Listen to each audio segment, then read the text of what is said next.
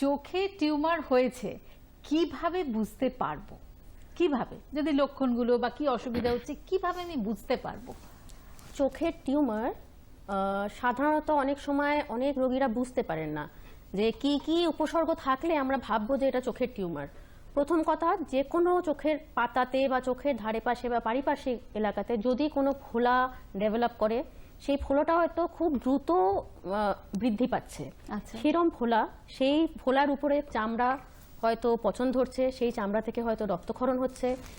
চোখের পাতা থেকে যে ল্যাশগুলো থাকে, ল্যাশগুলো হয়তো উঠে যাচ্ছে, বা চোখের মধ্যে হয়তো আমার চোখটা নাড়াচাড়া করতে অসুবিধা হচ্ছে, বা চোখটা একটা জায়গায় ফিক্সড হয়ে গেছে। আমি যখনই তাকাচ্ছি আমার ডবল দেখতে লাগছে আর কি রোগীর। বা ধরুন আমার চোখটা বাইরের দিকে বেরিয়ে আসছে, যেটাকে আমরা প্রপটোসিস বলি, পেছন থেকে কোনো একটা টিউমার হয়েছে বলে চোখটা বাইরের দিকে বেরিয়ে আসছে। এই সব ক্ষেত্রেই কিন্তু চোখের টিউমার আমরা বলতে পারি। এছাড়া চোখের উপরের অংশ, যেটা উপরের স্তর আছে, ওখানে যদি টিউমার হয়, সেই টিউমারটা আমরা বাইরের দিক থেকে দেখতে পারি।